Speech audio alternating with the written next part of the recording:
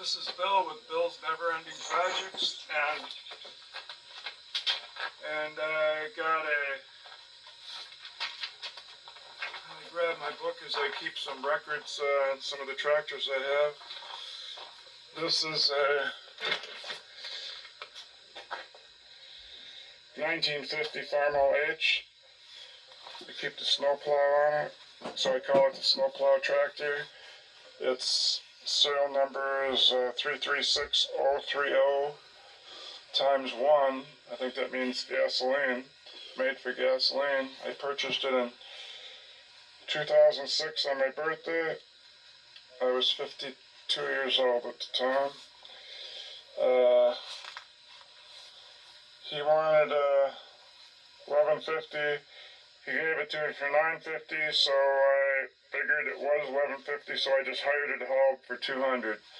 Total of $11.50. And you would never get that hauled for $200 nowadays.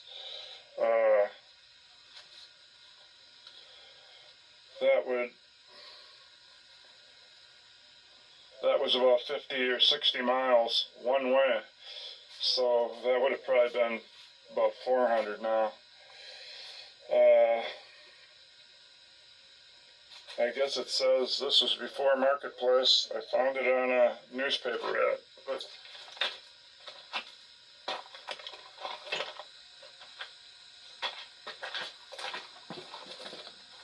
so the repair today is going to be this left side rim.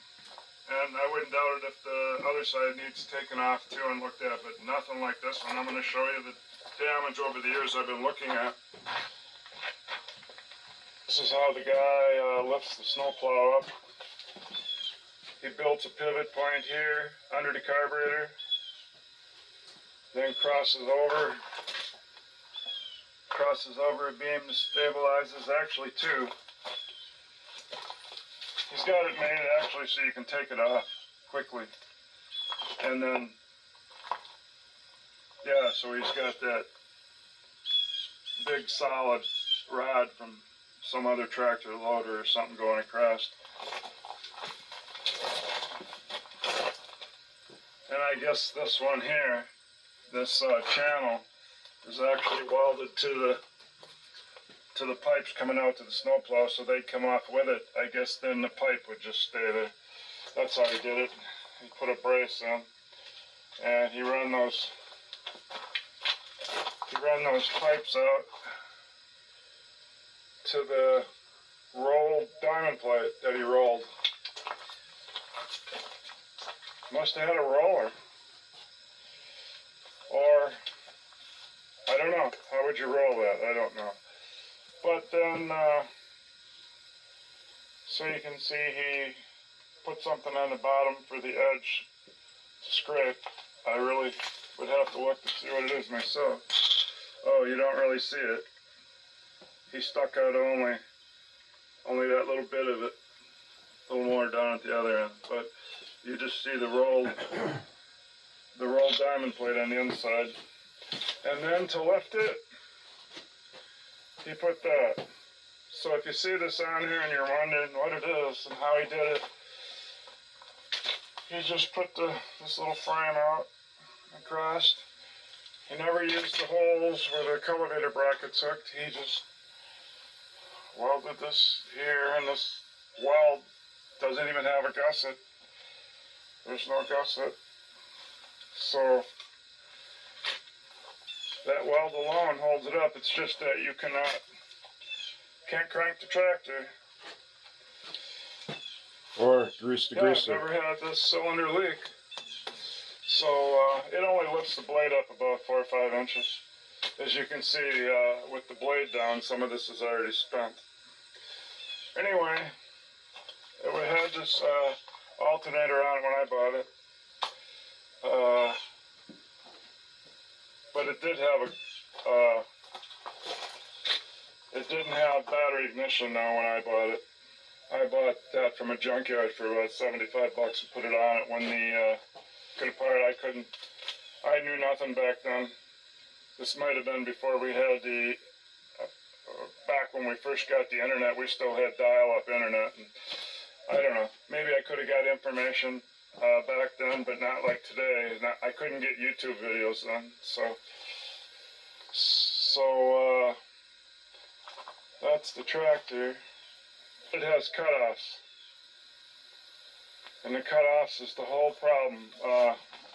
You can see this one here. See how it's cracked around there? So I will be having to take this one off too. This one doesn't have so much stuff to weld, but here's another one here. They cracked the rim. So before they welded these to the rim, they should have put a reinforcement plate here. Again, this is starting over here too, but it's only 3 inches each direction.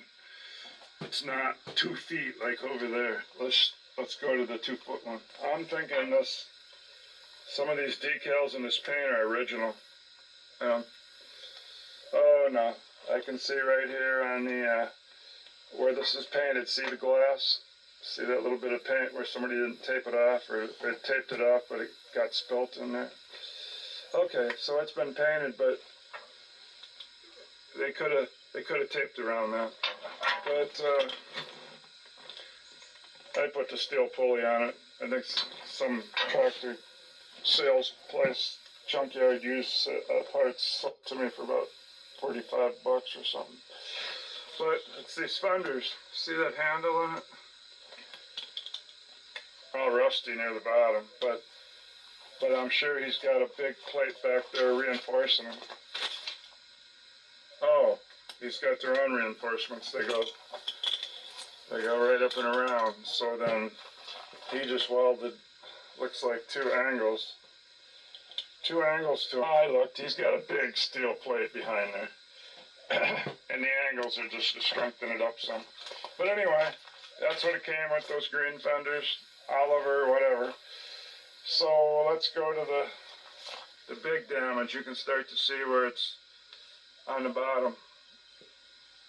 There, all wet there. Again, this side's cut off too. This one's just in worse shape. Look at even on this side. It's split for a long way there.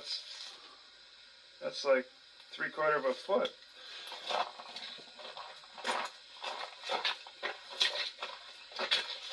Okay, so here's where it quits, about 1/4 of the way out. And that's just how bad it is. Look at that. This sticks way out. So I'm touching right there is the tube.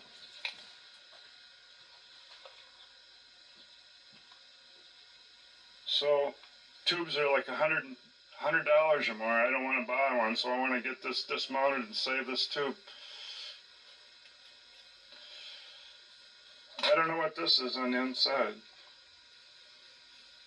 Steel running here.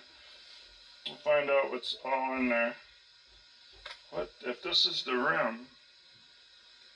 This is the rim. What's this other piece running in here? I don't know. We're gonna find out. This needs a lot of work. First, I gotta get it down there. First, I gotta get it jacked up, and then get the chains off, and then get my tire tools out here and get the bead broke, let the air out, and just keep this assemblant until I'm not taking the wheel off the tractor. I'll be welding it right on the tractor, I think. So I'll be getting this jacked up then, like I said, and getting my tire irons out.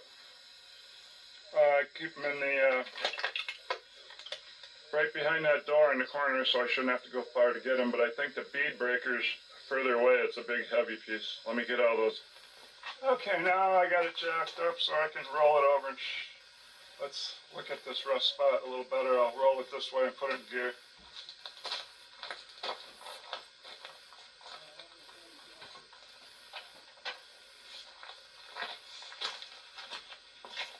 Oh shoot, that homemade block has got an edge to it. I guess I'd have to take the chainsaw and level it off a little. I don't like how crooked it is here. So I'm going to do that. I got a chainsaw. I'll just cut it till it's flat. I just love this low profile jack because every time I put two blocks together, it's always too tall to get it in there. But with this jack that I had tied up, holding something up for a couple of years, I badly wanted it back, so I went and reblocked it and got it back because now it fits in everything. Okay, here it is from this side. It starts up here. Goes. See how that's bowed way out? That's how bad it is. And there's that thing in there that I don't know what it is. And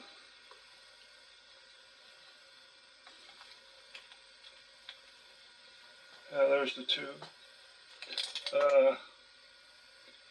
Yeah, that's the tube too, that big bulge. Got to get this aired down before I have to buy a tube. That's about the worst you've ever seen, I imagine. I don't know how I could have been plowing snow with it every year, but I'd always felt like I was gonna having to call the co-op and buy a new tire and pay for the installation. But I always made it back to the house.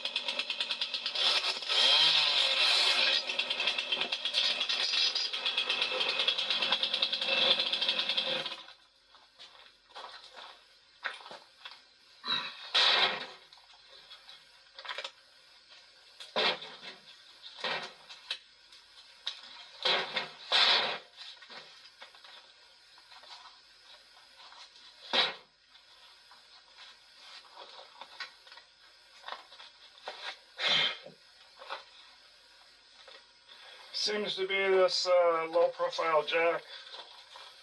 It's unheard of to be able to put two bricks on top of each other and still get a jack in there, but this low profile want to fit in there. Plus I have room for about a 3/8 metal plate. That's a lot straighter. So those wood blocks that I freehanded do work for some stuff, but in this case they didn't work.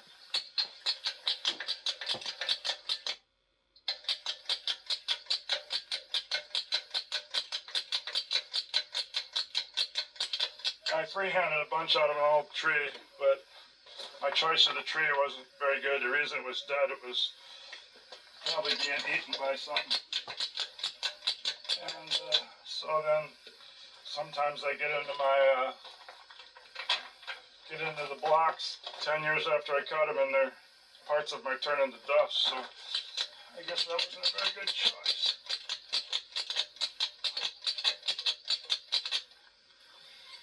Okay.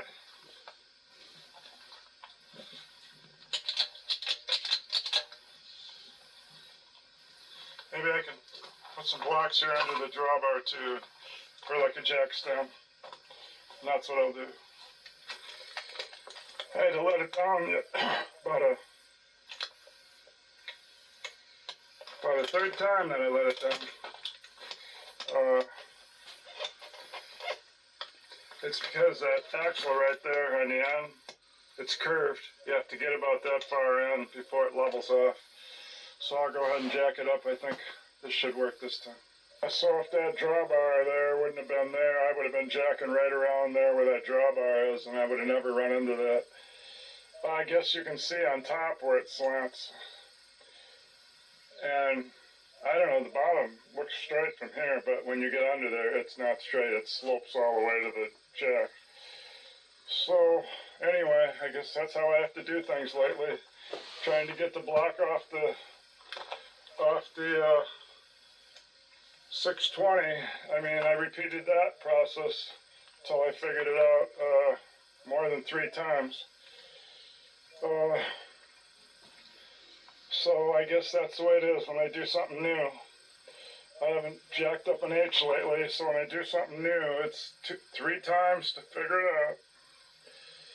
And my jack stand piece. I got a little thin one yet to put in there. Guess I didn't put these chains on. These chains have been on here since 2006 when I bought it. So I've never taken them off. Although maybe they fell off once. Maybe I did put them on. I don't know. I do know these bungee cords sure make it better. That's probably why I haven't had them fall off. I got a couple on the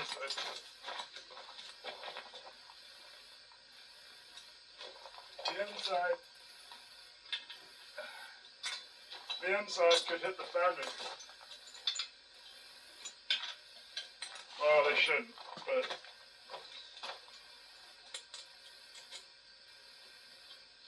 okay, so that's those things.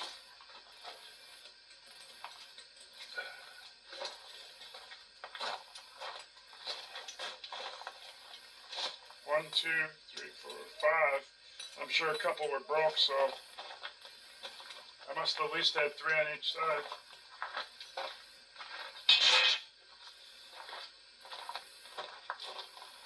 Figure out where this chain is hooked. There it is.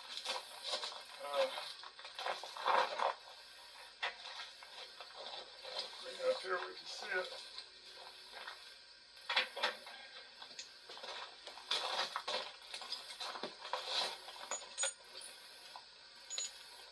It's got a normal, easy unlock thing. Already got one side. So I'll get the other side off camera. Airplane up there somewhere. There it is. For some reason, look how shiny it is. I'll bet you I put that on new. Anyway, I gotta get it unhooked, same as the other side. It's definitely not the factory one. Get that unhooked, it should just fall. I already got the clip to fall.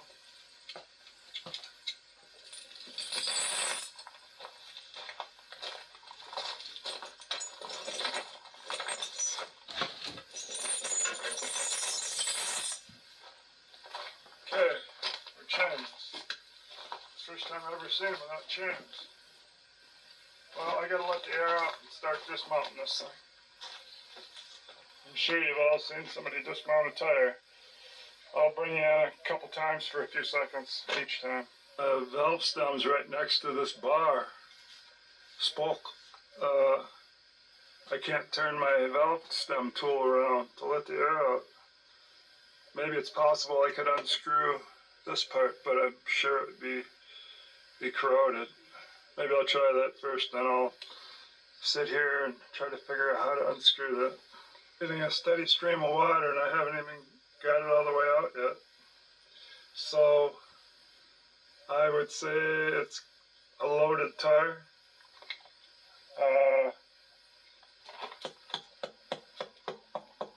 Oh my gosh, it's a loaded tire. See the difference in sound?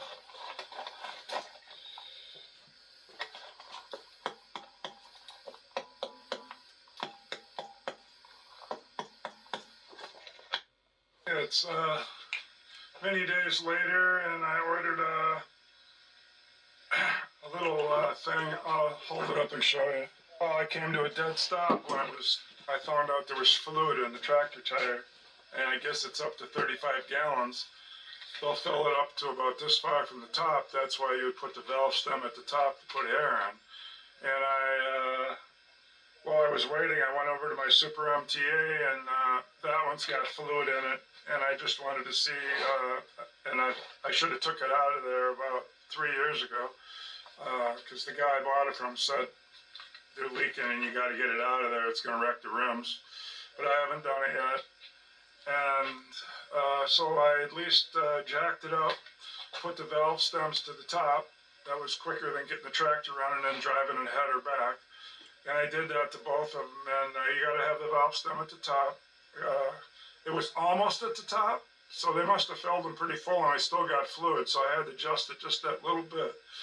And I found out how quick it is to put air in them when you got 35 gallons of fluid in, and the fluid's up, the fluid's up,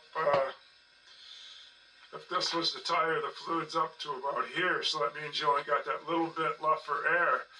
So it's real quick to pump it up, because I pumped up an H that was down to 5 pounds. You only put 12 pounds in these, I think, and that was down to 5 pounds, and the pump was going forever. But with those, just at the top little part has the air, and the rest is all the 35 or 45 gallons of fluid, or 50 or whatever, No. depending from M to H, it'd be a big difference. 25 gallons. I mean, it'd be a big difference if you got smaller tires than I do. I got the old 11s that probably came with the tractor on there, or somebody was able to still get 11s when they replaced them at one time. But those M tires, I'm sure those are 13s or bigger. I had trouble right away. The valve stem, I had to have a vice grip hold the one part. These things. I had to hold the one part with the, and then to get the cap off. So that meant, yeah, I was getting fluid in there, and so then when I pumped it up, it wouldn't quit leaking. So I used some WD-40 on the little Schrader valve, or whatever you call it, and got it to stop leaking. Anyway, I just happened to get into that when I was working on this one. So I had to buy 2 of these. These are the old style. This shaft is much longer than the newer style. This is the CH1. I think that's what it says. Yeah, TRCH1. And the newer ones are the TRCH3. This was by Melton. And this thing I got coming, I think, is also by Melton. But I bought 2 of these off eBay, not knowing nothing. Goes from garden hose to your valve stem. He didn't give me the adapters with him. He says, that's the way I always saw them. I didn't give you any misinformation. I said, yeah, what am I going to do with these?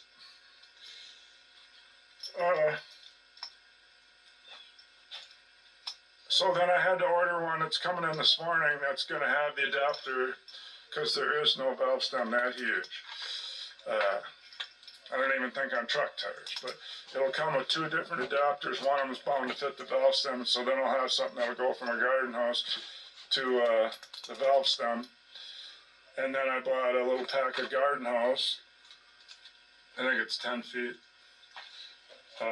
2 of those.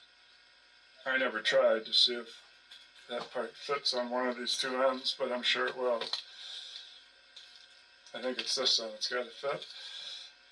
Then, since I live way out in the country, in a small town, I don't know how many people are in the city I live in. It's actually the county seat, but it's still only 5,000 people probably. It's just not big enough to look on Marketplace and get some of those 55-gallon poly barrels that I want to put my hose in to pump the fluid out. Because the pump already came. This is it's got the 2 12-volt things on to go on a 12-volt battery, so I just sent the battery from my truck down there. I just paid $225 for that battery. It should run this pump, I would think. So, the True Power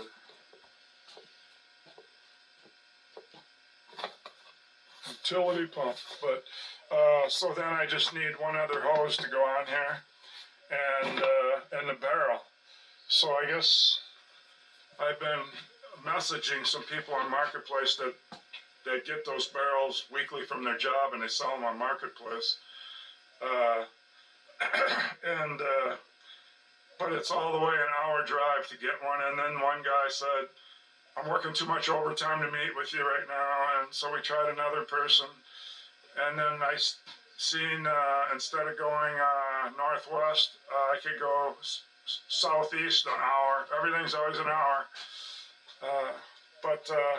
So in the next couple days, I'm going to get this barrel and the right thing to hook to the Schrader valve is at the auto parts store right now. It came in last night. So in the meantime, just to be able to do something, since I on this John Deere pulled this stuff out for nothing, because you can't get the thing past the shaft to get it out. I even touched the radiator a little, trying to push it all the way against the radiator to clear this. But I never done this. I took a little tool and bent each little fin back as good as it probably ever was, so air would get through there. Even cleaned a little dirt out. So I'm putting this back together, and I thought I'd paint it while I was doing it. The funny thing, this big power steering thing takes a 32 millimeter, and that's what I was tightening up right now. I put some never sees on it. I had a problem getting this loose. I didn't want to break it. I didn't want to buy another, so I just kept heating it. So then I loosened these until I got this threaded. Now I gotta tighten these again. These are just 3/8 bolts by an inch. And so then this one, I think I'll get a new hose, so I don't know that I'll put that one on. It's laying down there. I could put it on for now just to keep mud hornets out of there. Or where's that go up here? That follows that around, comes down. And then I'll have this back on that I took off for nothing, but the work was cleaning it up, all the rust and stuff, and I did the air cleaner while I was at it. Then I cleaned the grease off with some brake cleaner or some carb cleaner. I think I emptied both cans, but it should stick good. Now I need another spray can of paint from John Deere. I don't like the ones from the regular stores. They're just too runny. Oh, and then I got to get back on that tire, but I can't do it until I get the fluid out. And then they said they is the county landfill from my little town, city. They said, I've never had anybody call before about calcium chloride to get rid of it. So this tells me that everybody takes it and pours it on a fence line or something where they want to kill the weeds, which is probably what I'll do. But they said I got to pay $20 a piece for these barrels. They said they'll take it for free and just use it on the roads in the winter, but they're going to keep my barrel. And plus, I don't know how I would get 35 gallons on. It would weigh about 300 pounds, so I don't know how I would get that on the back of the truck and then get it off over there. I don't think they had a dock there. Maybe they do, but I'll probably just end up pouring it on a fence line to kill weeds along a fence.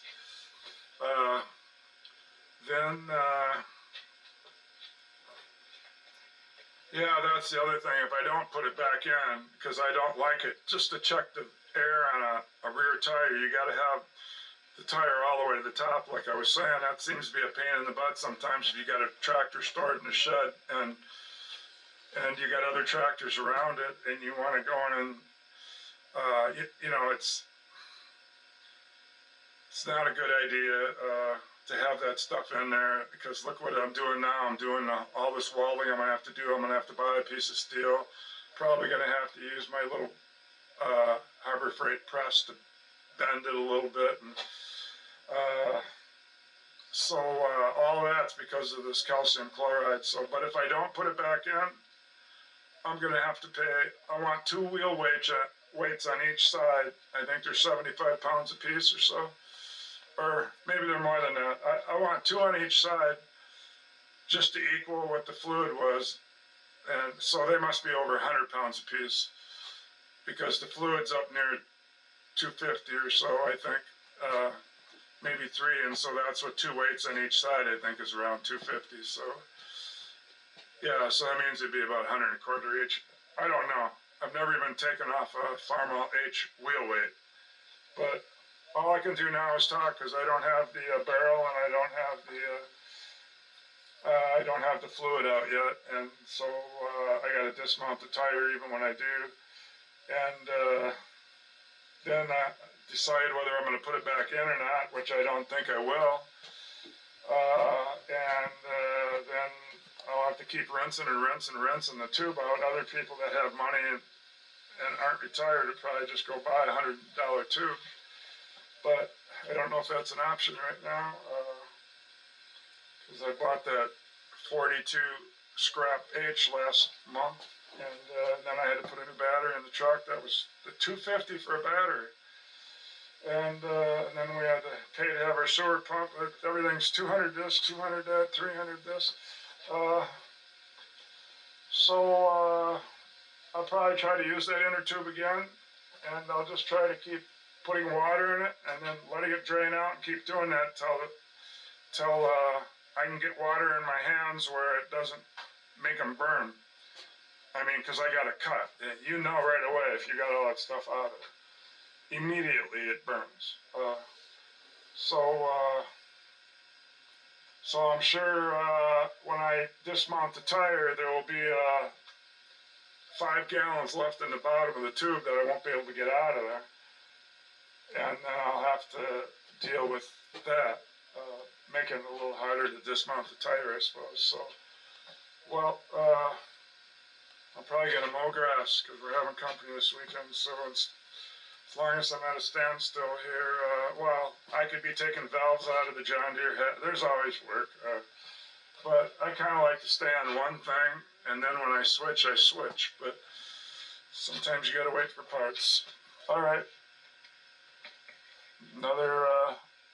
Another waiting session. I think I'm going to mow lawn.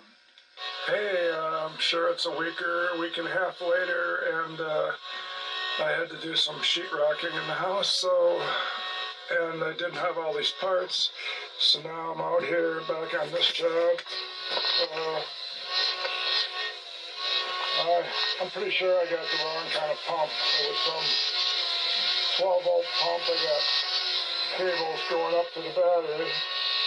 It was some 12-volt pump that would pump. It was probably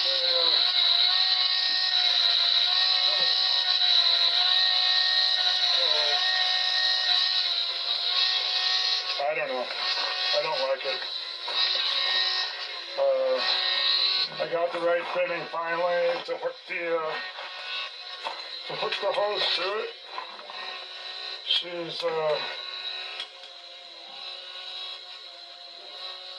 It's hooked right to the valve stem with the right adapter now. I just had to ignore the first $15 or $20 I bought because he didn't give me any adapters and just throw them in my toolbox. They'll just sit there.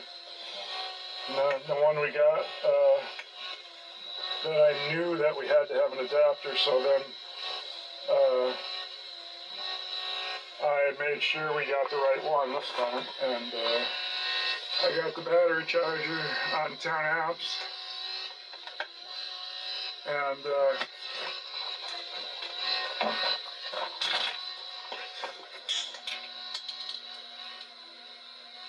it's charging way up there. If I put it on 2 amps, it goes there. I don't know. Maybe it's half dead by now. I don't know. It's a diehard. Or no, it's a average start. But I'm pumping it. It's pumping really slow.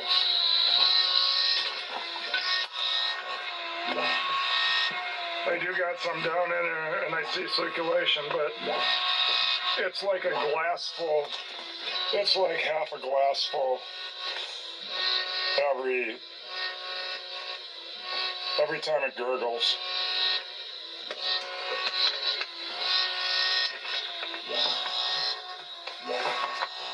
Or less. But it's working. I would say to get a whole glass full, it probably takes about 5 gurgles. It is about 8 inches up on here, so it is pumping it. But this has been a half an hour. It's working, but it's working.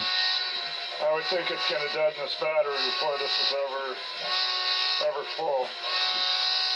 That's the other adapter I got with it. Obviously too big, but at least it's an adapter. The initial ones I bought came with just this fitting and that air thing. Made by the same company.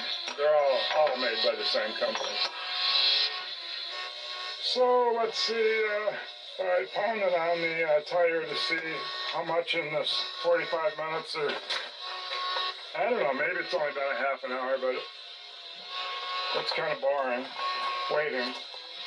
And I had to put this hose here works better than this one because I had to, it kept pinching right there. That C-clamp solved that.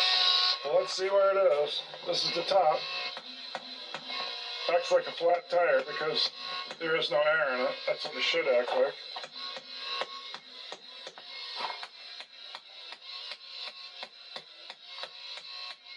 It's only to here.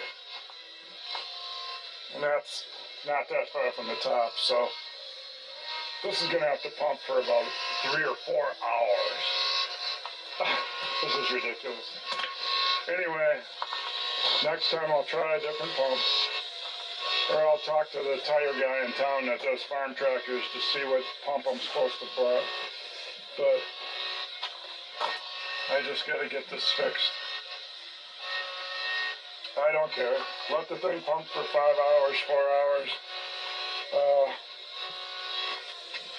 Think it's bad on the pump also because it's not, it's supposed to have water going through it all the time for lubrication or whatever. It's a self-priming pump, I guess, but I don't know. They gave me an extra little wheel, a little plastic wheel. We'll see how long it lasts running without that much liquid in it for hours on end. I would say 5 hours it would be pumping. But I really don't know how much juice it's taken, but the baseball game's on tonight. The Brewers got to win. Must be Thursday. Brewers got to win or they're out. All right. I don't know. Maybe I could just shut it off and leave it sit. I'll let it go for another hour, and then maybe I could just pull the cable off the battery and leave it sit till morning, and then plug it in again. All right. That's what I should have done. Well, it's about 7:30. The Brewers still have no score, so I come out while the New York's batting. What do you got?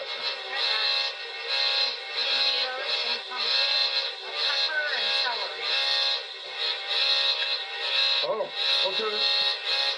So what? You got tomatoes, a pumpkin, celery.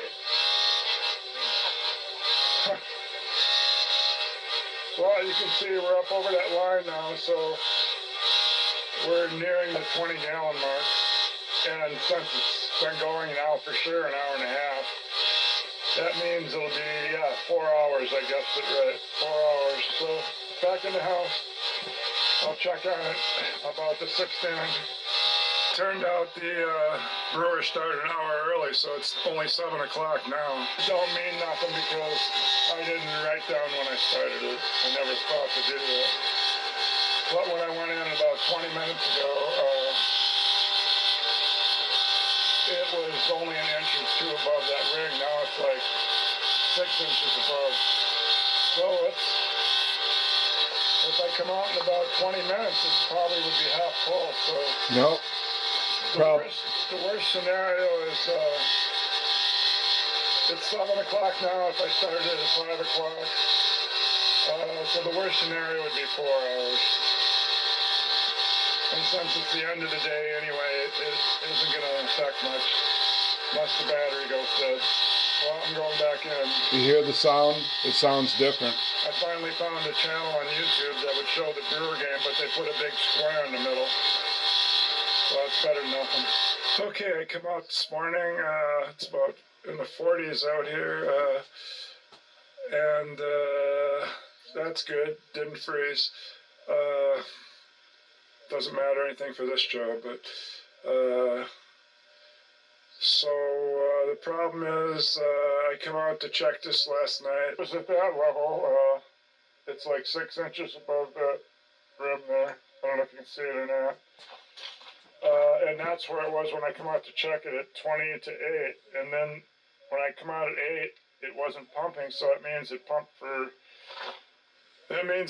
20 minutes with nothing coming out. So the tire was down as far as it could go, or the pump broke. So this morning I got a 5-gallon pail of water, and I'm going to put the end of the pump in it and see if it's the pump broke. And if it pumps, then it's just, that's all it will get. It's down near the bottom. I put a liner from Acura. That's what it says, Acura, under it. I don't know what an Acura is. I don't even know if it's a car or a truck or what. But this must be a trunk liner, I would assume, because it only goes up that little flip thing. So if I have to, we'll take out the valve stem and try to put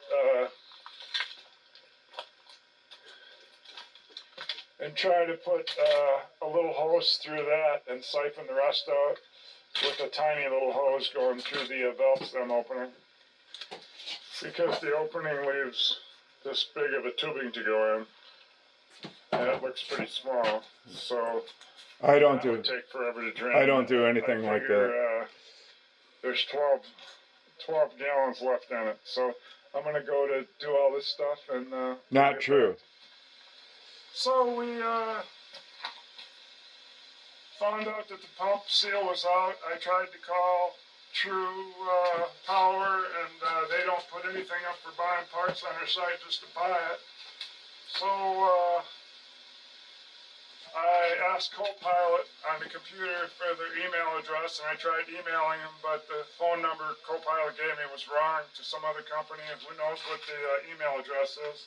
All I need is a seal, so every time I do a tire, if you're not here to stop it like I was in watching baseball, it ran dry for 20 minutes and wrecked the seal. It's just a seal, but I wouldn't mind having 10, 15 of them. Because it's all the way it was dry, because I turned it all the way to the bottom. See, there it is there. It's got the whole Schrader valve and assembly out of it. That's the big hole. So it's all the way to the bottom here. And it's not leaking. And nothing's coming out. So I got all the stuff out of there's it. going to be probably 10 or 12 gallons No. on the bottom there. Couple I gallons. guess I'll just have to deal with it, and I got this cover under there. So I'm going to use that bead breaker there and just start working on it. And I won't be filming. I just got it. It's hard enough breaking these tires down, especially with 10 gallons or 12 gallons on the bottom. Okay, so I'm going to get at it so I can get this welding on this rim. Yes. Okay, my wife said she'd tape a little bit of me breaking this bead loose. It's not great on you, on your body. On your shoulders. So if you sit out here like this and go 90 degree, you're just gonna go like this all day and it'll just bounce. You gotta get it up like that at about a 45 degree and then start hammering it.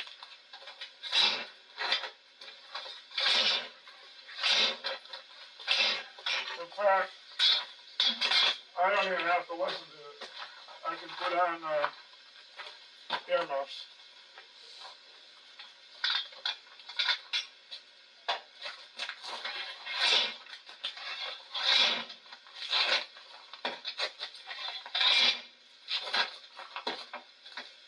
Look at the rust fall out of it.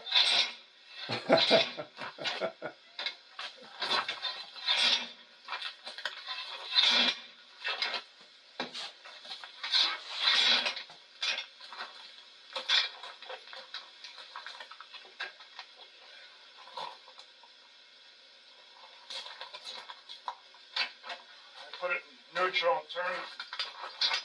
Put it back in gear.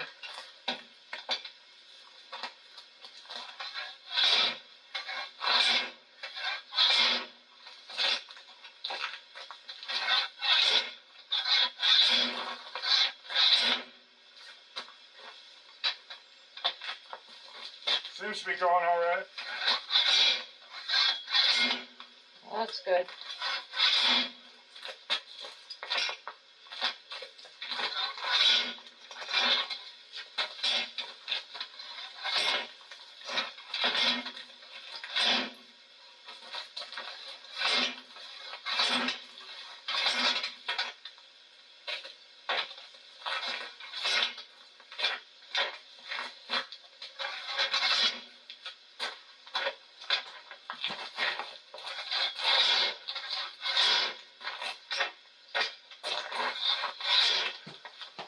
See Yeah, that? you can come up here and shoot it, bring the stand and move it up.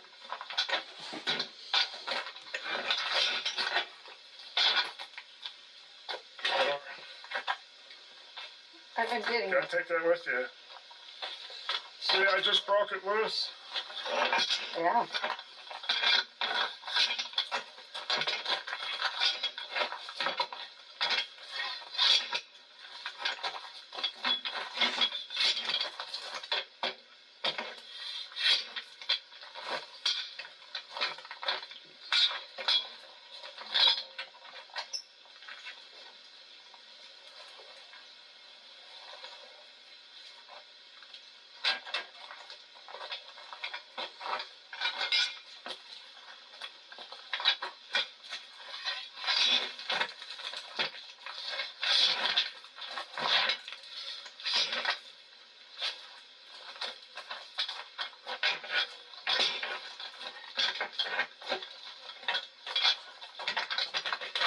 Okay, this one's broke loose and done.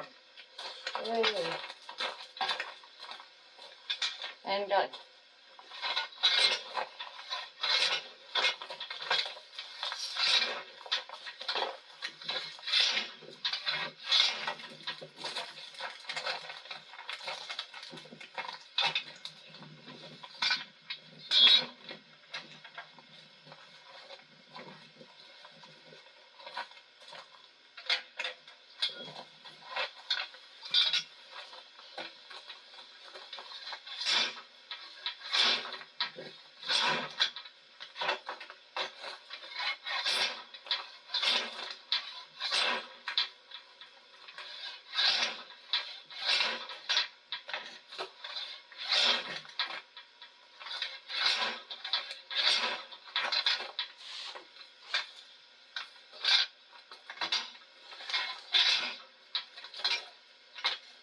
It just popped.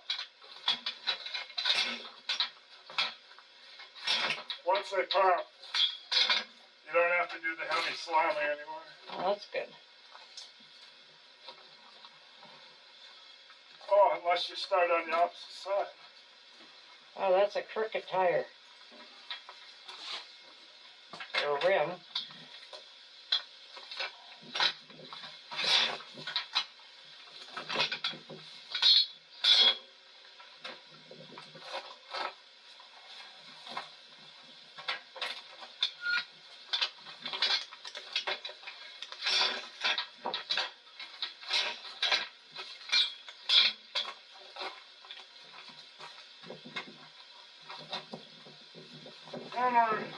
One more time, we're all the way around.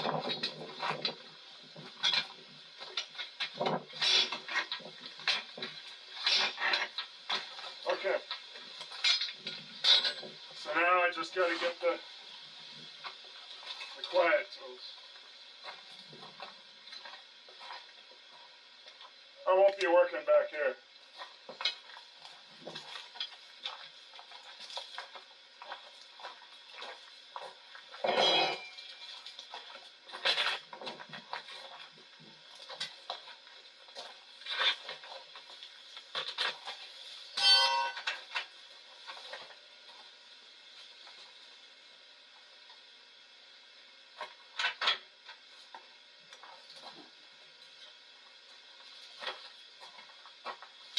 Now, the way I've done it before is you can't bend rubber. It has to be in the drop dish of the rim where you get more room. And sometimes to put it there, it takes a little piece of the 2x4 to shove in to hold it when you're doing it with one person. But it looks like the bottom's kind of in the drop dish, so See if we can get it around that one with pipes. Nope. So we'll have to continue to push it down. It's catching. That made a big difference.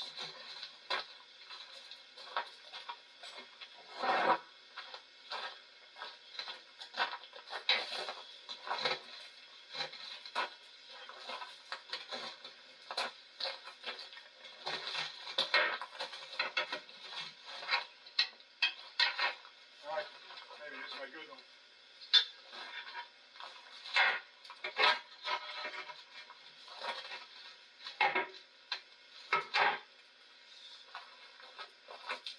Well, that's a good sound. Now, if I had something where I could just tie that to the spoke. Okay, I'm gonna go get a C-clamp. Okay.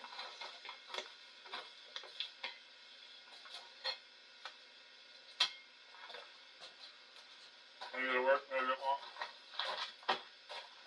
Give it a try. And then people put soap on these all the way around.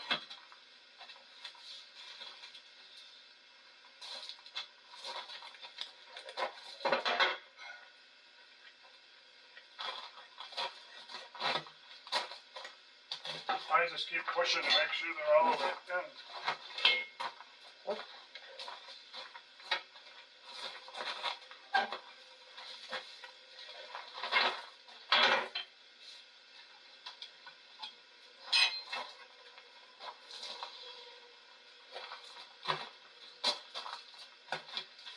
Whenever it's real tight, it's got to be pushed in. Especially with a bunch of fluid left in the bottom.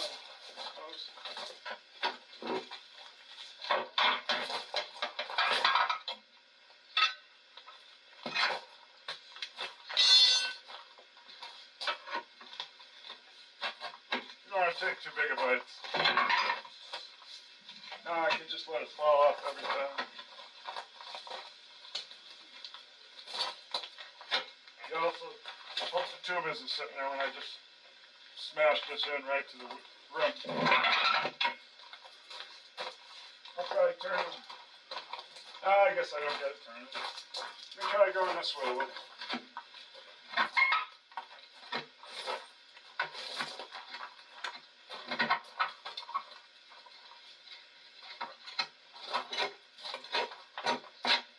Oh, that rest.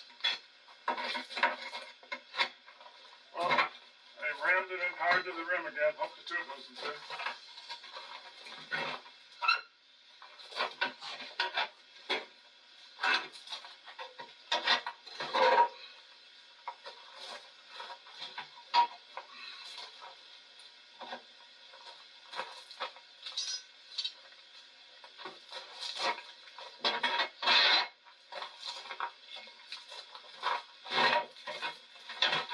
There's one side.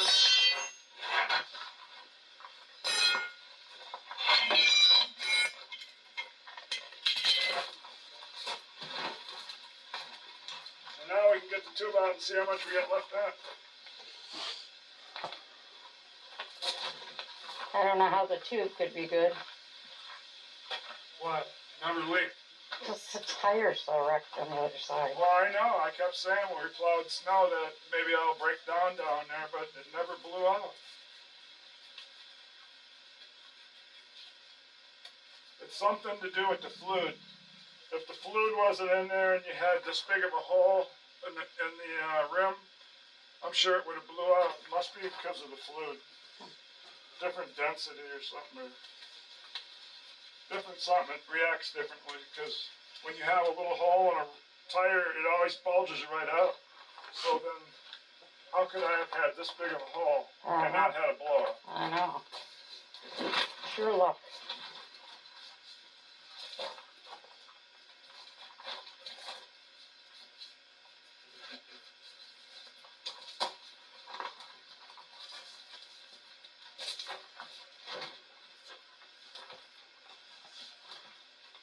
It's rusted to the wheel, so I gotta break the rust loose. You can come over here and I'll show you. Okay.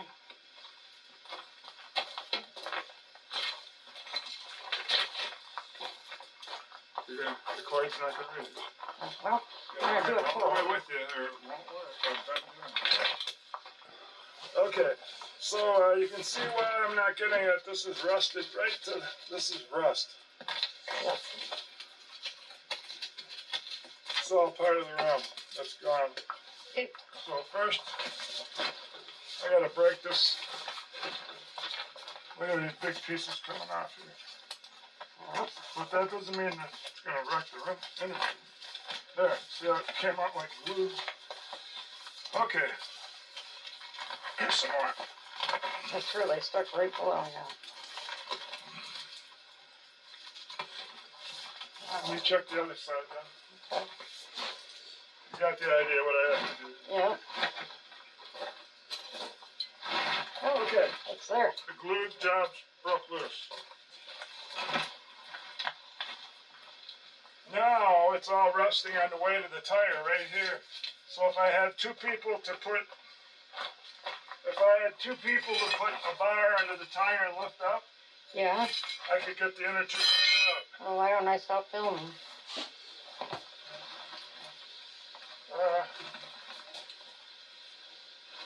Okay, yeah, let's. Now, what we did was we pulled the tire out straight here.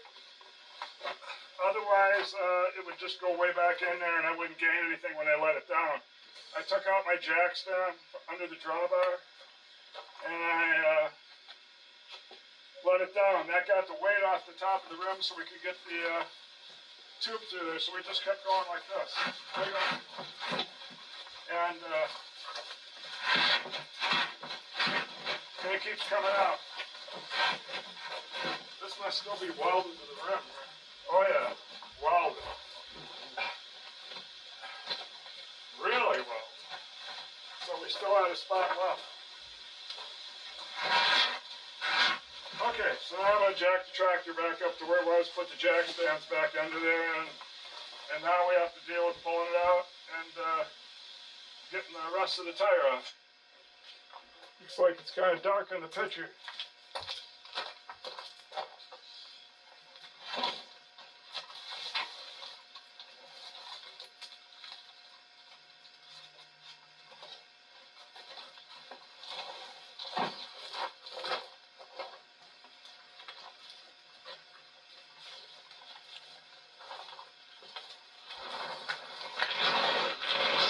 Okay, it's getting daylight out here on this side of the house now. Must be around noon. Okay, so I hung the inner tube up on a pole that used to have a birdhouse on it, and then I had to clamp to the pole with a big clamp because the valve stem is on the inside, so I had to clamp the back side up also on the bird feeder with a clamp, and so the bottom would drain out. And then I even ran some water up in there and rinsed out at least the bottom portion of the inner tube. And yep, I just remembered I still gotta shut the water off. It's still dripping over there. Yeah, got the water off. And now, I haven't focused any attention on this since I had to clean up that inner tube. So, what do we got down in here? Wow. That must be what's left to that area there.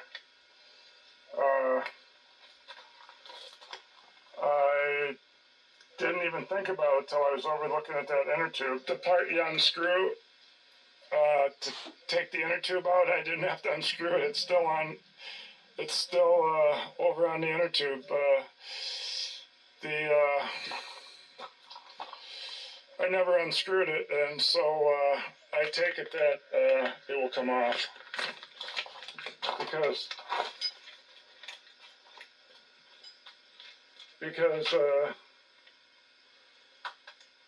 I put penetrating oil on it. And then if that breaks, if I have to wreck the inner tube to get that off, well then there's no using that over, and does the decision for me to get another one. But I'm going to try the cheap route, try to use that over, even though all that rust is stuck to it.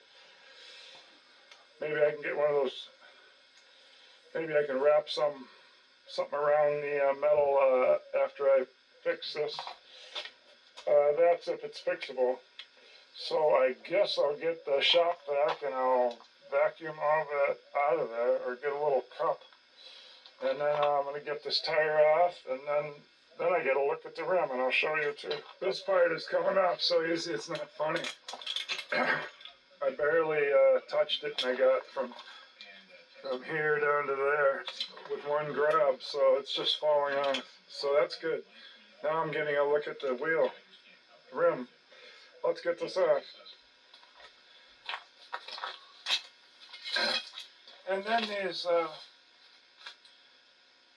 I guess these are those ones that came with steel wheels and they cut them off. I was gonna say maybe they're from an F12 or something, but I guess H just came with steel wheels.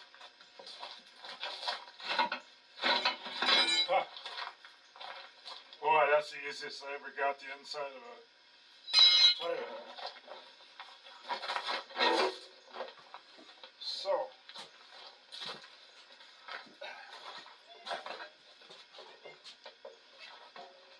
take a look at this.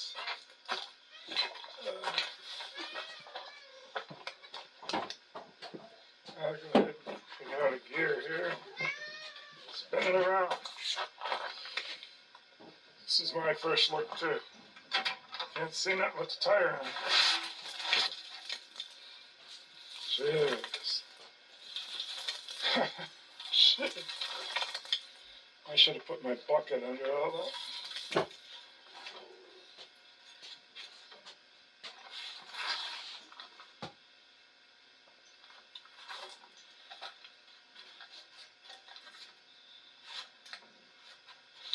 So I guess maybe from here.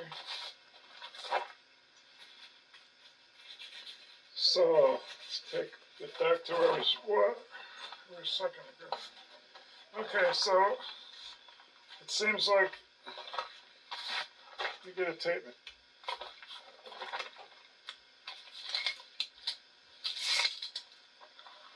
So from that red line,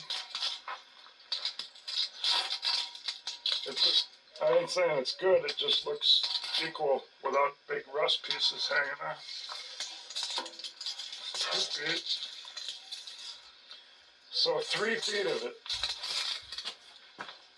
So 3 feet of it looks like it could maybe go again if I wanted to eat all that dust or use a grinder. Took off about a whole grinding wheel.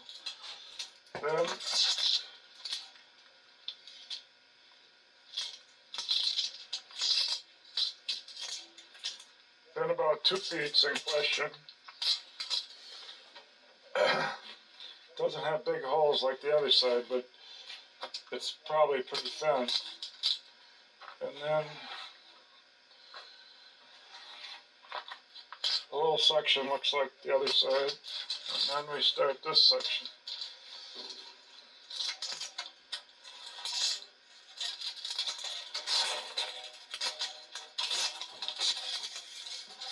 Four feet. So 4 feet width here and 2 feet further down. So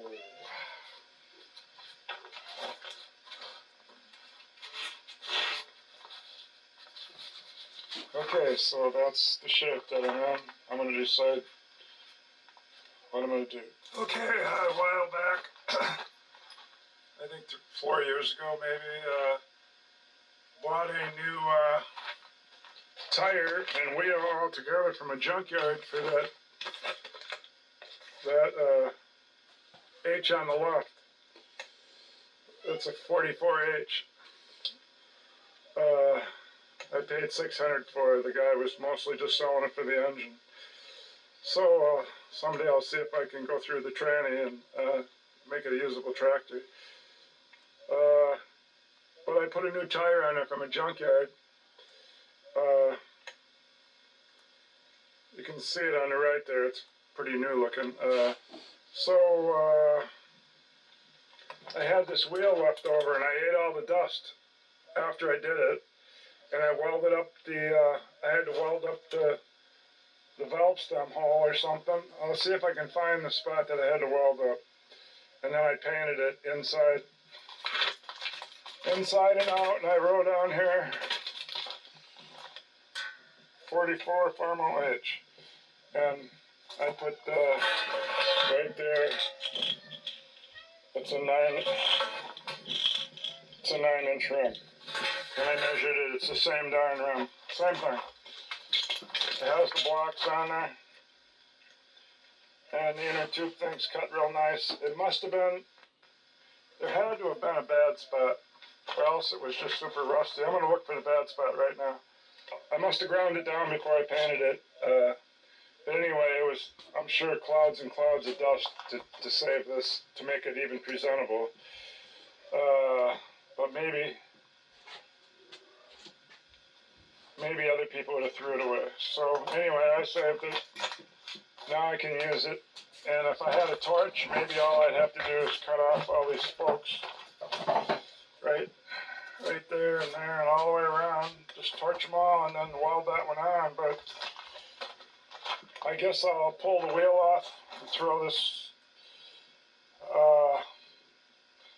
maybe, I don't know. I guess if I pull the rim now, then if I keep it for storage, I can't roll it around. So this could be saved with a new rim, like this one could get welded on there.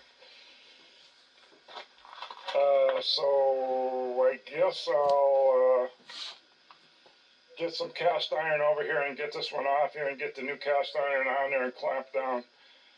Then I'll look for some lugs and we'll get this bolted on so I can get that tire back on. I guess I'll just go with new parts and no welding. Well, I initially was gonna bend metal and make it fit that, but 4 feet in one side and 2 feet in another side, and that would be 2 panels each probably. And even some of the outsides is bad, so that could be put on back burner if I ever fix it. So I went in the weeds, then like I said, I went in the shed and got that. And then I went in the weeds and got this. I have 2 of them sitting there. I had to cut some vines, but I got it out of there. So I'm gonna put the cherry picker together there and put this up on the table and paint the back side and then flip it. I painted the other side to save it from rusting because I left it sit outside. And then the bottom one's always the one that's by the dirt. So I'll have to wire brush that all up. And I gotta get that one off there.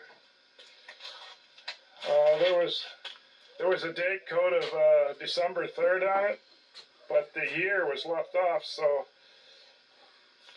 I guess unless there's a year code that's really tiny and in a circle form, but I think it must have been a part somebody bought then. Maybe that's why it doesn't have the year. Anyway, now I gotta do all this work. Yeah, I'm getting it cranked up with this cherry picker and we'll get that up on the table. Take the chain back off and get the paint drying on that while I take that off. Well, I ate a lot of dust here and cleaned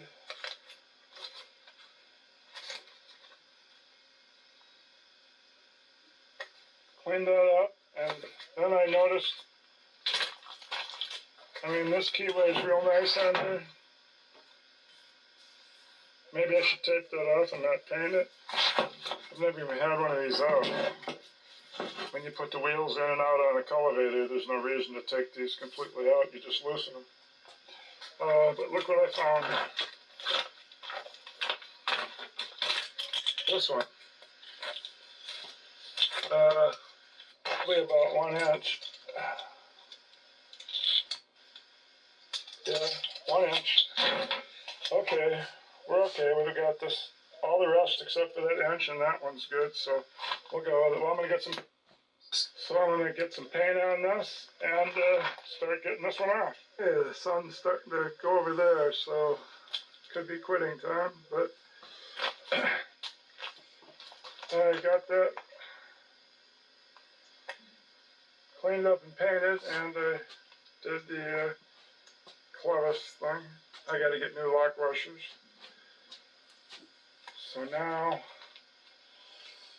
I can use that rim, and I don't have to worry about welding it, because that and that go together. Yeah, without welding it on. That was so weird that they welded these on just to save a few bucks. And I imagine these cast iron wheels back then were cheap.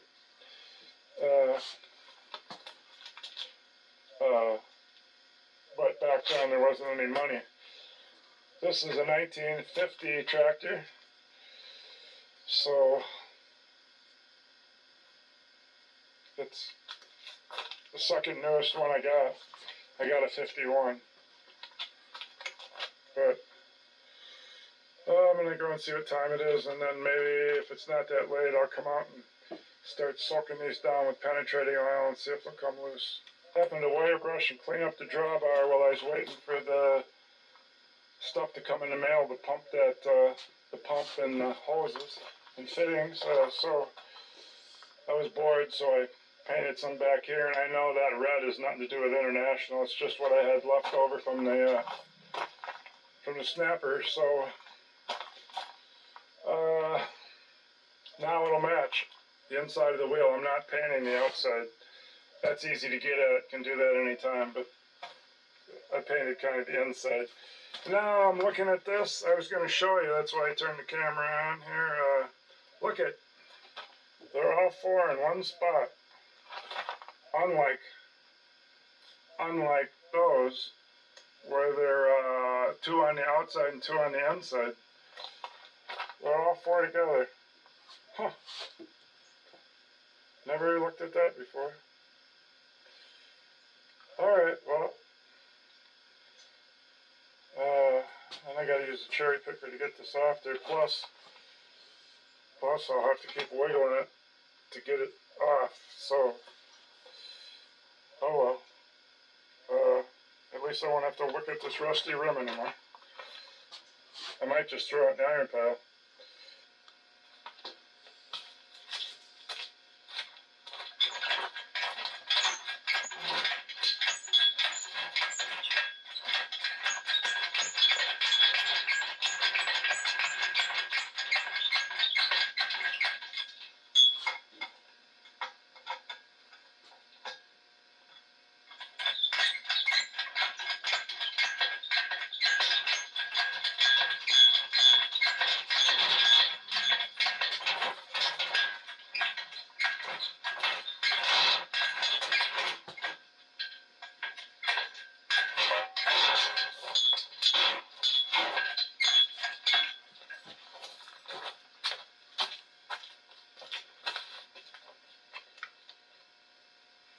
So, when I get it over by the tractor, I'll turn it back on.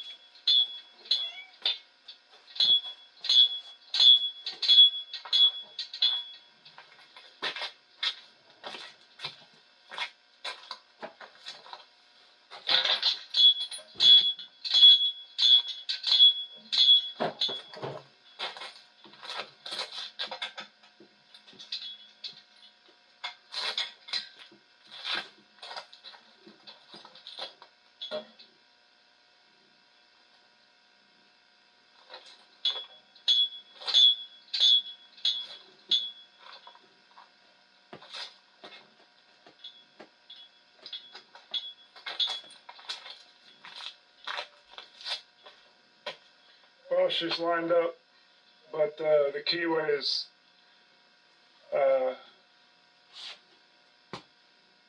not 90 off, but it's off, so I oiled it, so I gotta go get a channel lock, so I don't want to touch it.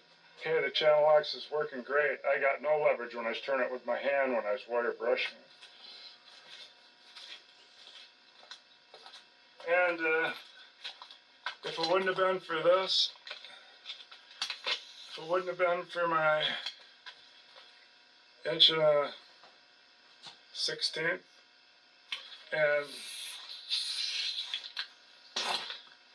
my 1/2 drive impact, I was putting breaker bars on there. Did I already tell you that? And I bent the handle. That's how big of a difference an impact is compared to a breaker bar. I'm talking about getting the old one off. I didn't film any of that. Yeah, close.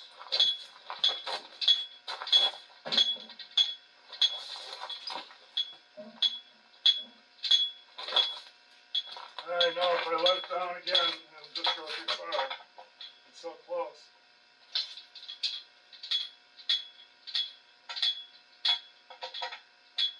Josh, pump it up.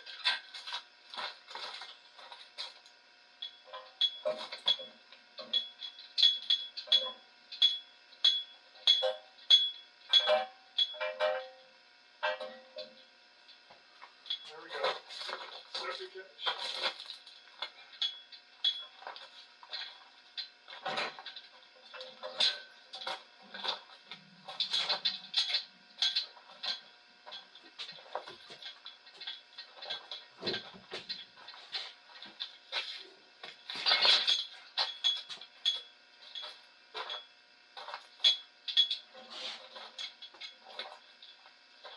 I only put 2 of the bolts in the big block clamp. Thought maybe with 2 in it would slide easier maybe.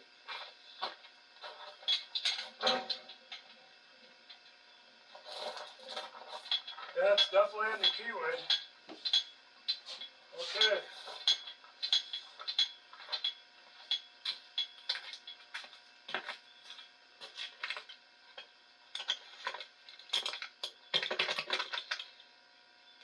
So I'll kind of line it up where I want it and get the other bolts started, and I'll turn it back on in a second.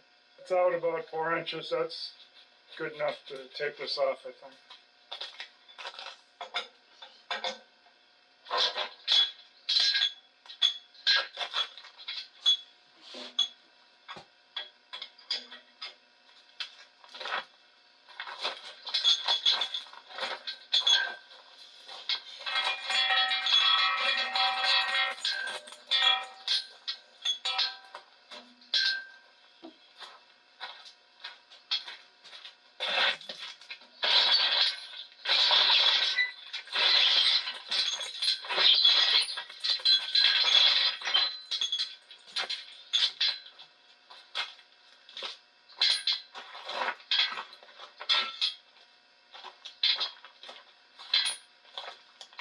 I'm going to move the camera over.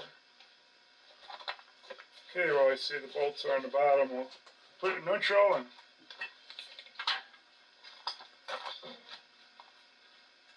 turn it up.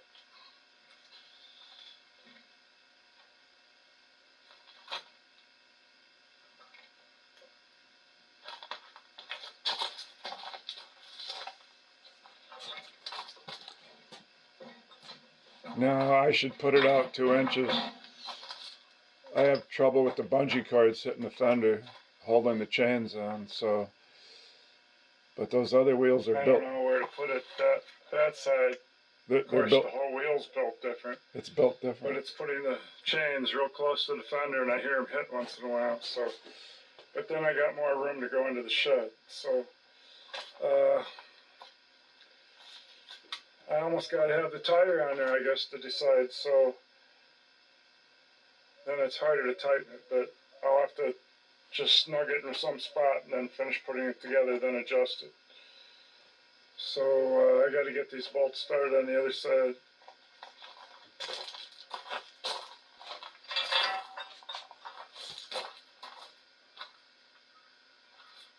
I soaked them in oil and wire brushed them. So I think they're started. But this one's not as nice as the other one, so that's a bad thing. You have to use that. You have to use that old willow wrench on 2 of them. I think, I suppose I could use a universal joint, but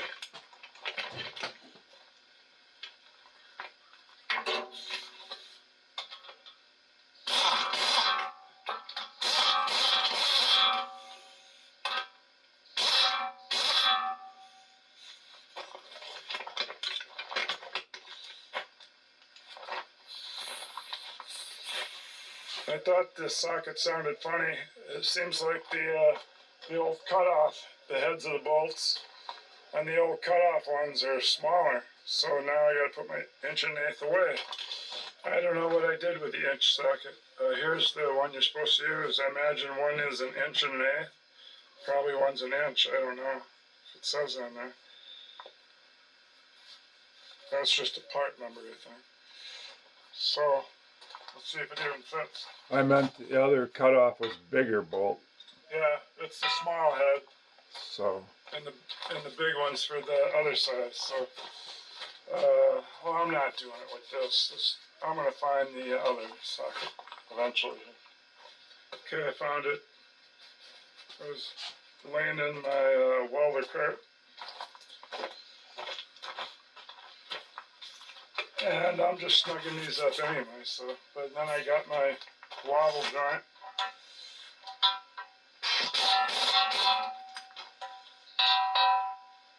And it's working. I'm way out here on the end, so.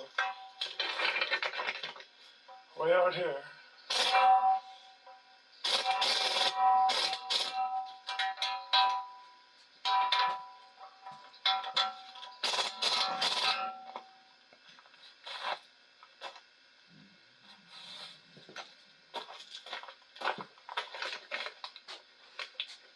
Okay, let's snug these up and I can look for the clamps for the room.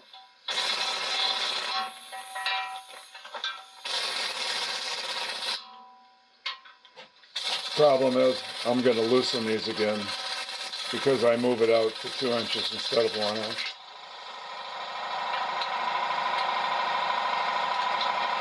And yeah, the extension works great, but you can't get things as tight with an extension. You get worse leverage.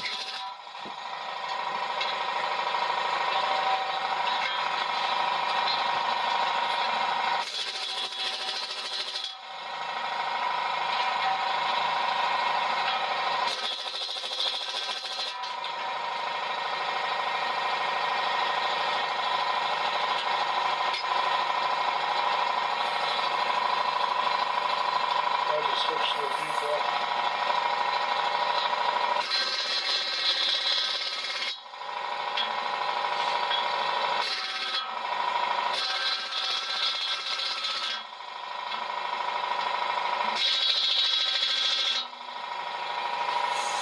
Alright, kill the compressor.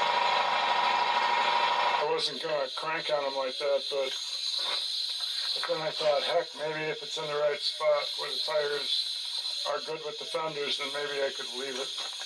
You always got to check them though in a week or two after you drive it anyway, or even just after one use. Or you'll break those cast keyways that are part of the wheel, and then the wheel's no good. Okay, now the rim. I went and looked at my other tractor.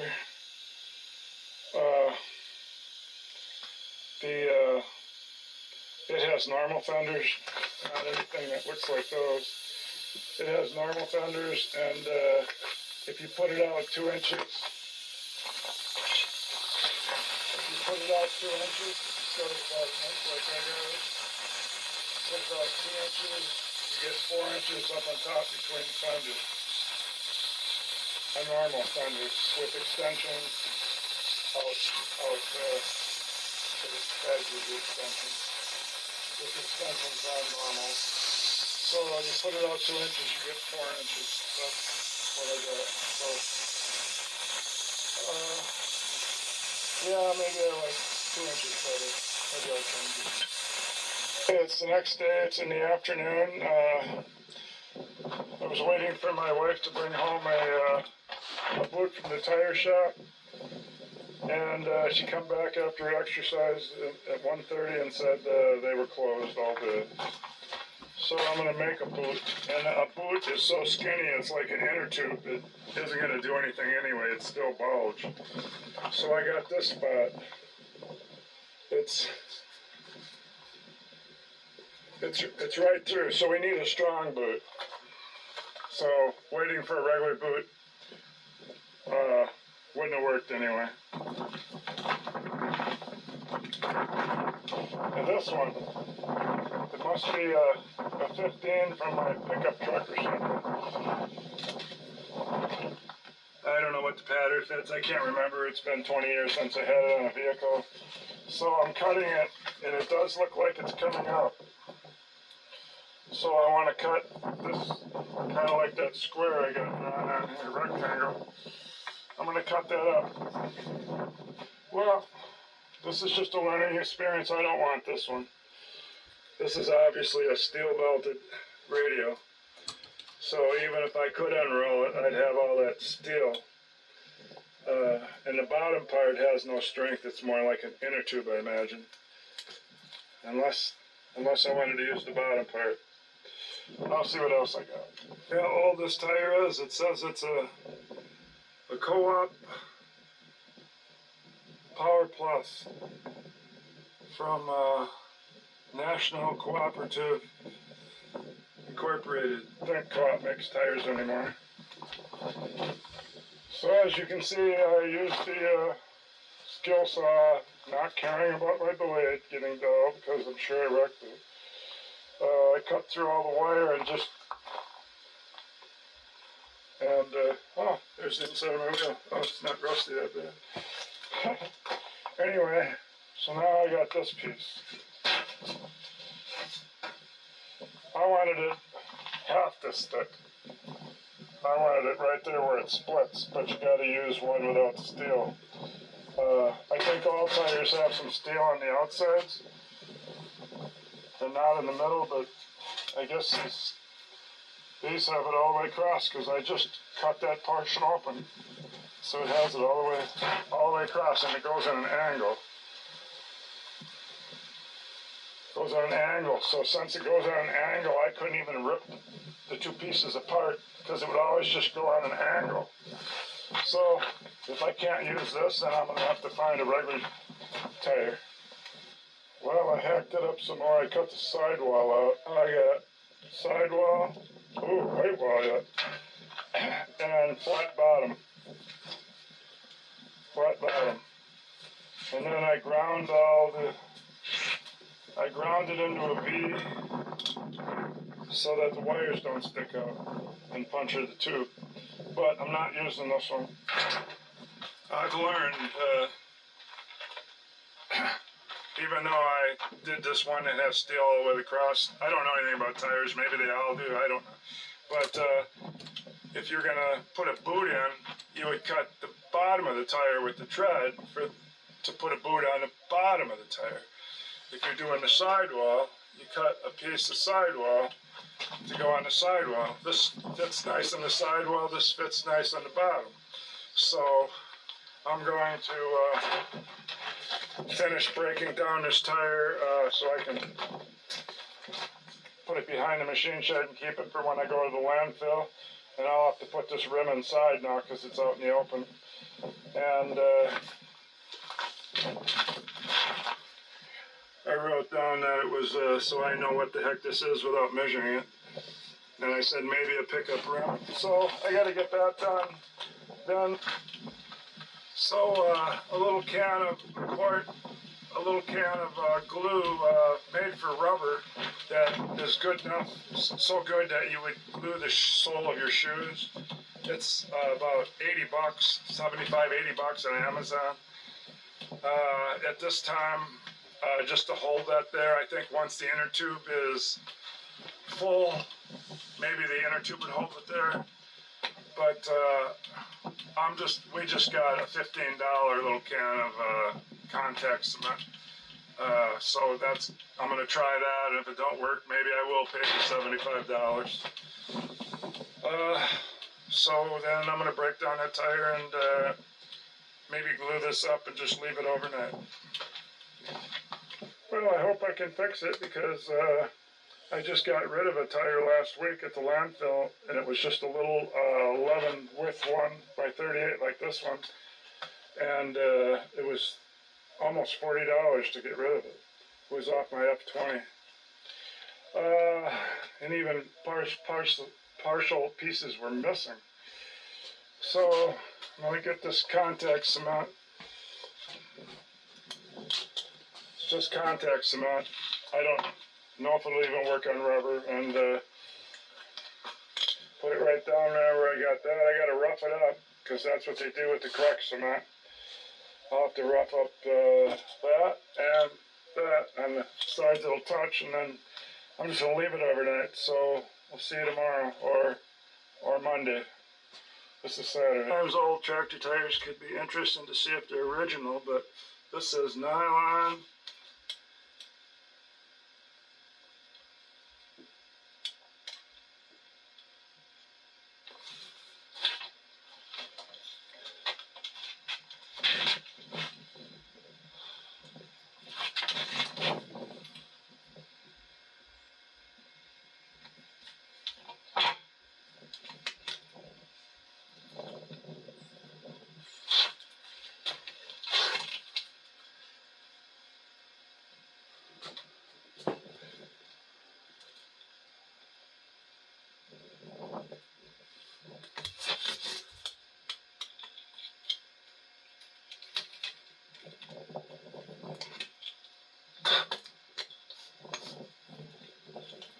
I guess I didn't hit pause. Yeah, I climbed right up on there to actually film this. It's still on the table. Well, that's about it for tonight. According to the sun there, it's got to be 6 o'clock. Here's how I'm leaving it.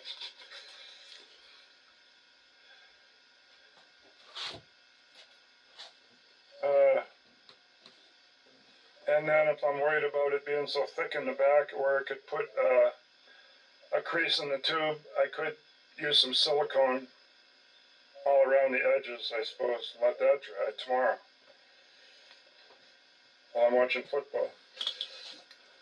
And luckily we're going through this drought lately. My tractor only got one rainstorm since it sat out here, and it's been out here about 2 weeks now. Eventually I'll get a tire on there, and I'll get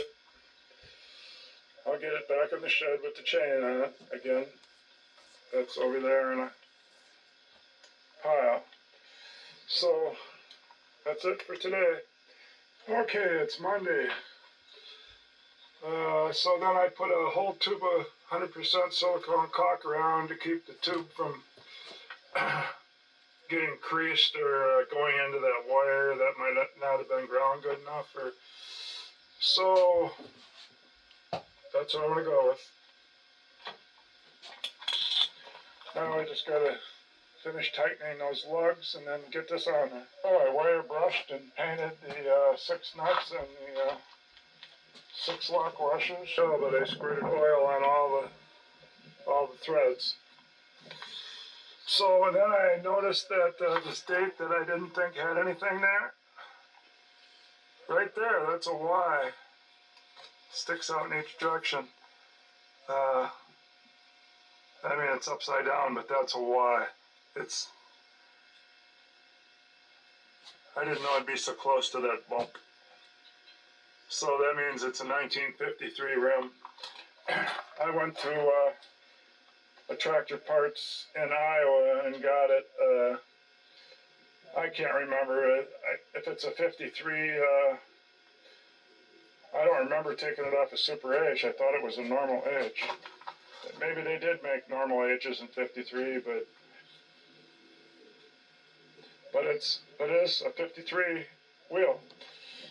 Anyway, as soon as that dries, I'm going to torque those down and then spin it to make sure it's not too far going back and forth like that. Then I'm going to see if that other tube will go again and get her done. Oh, that spot don't look too good, but this wasn't leaking.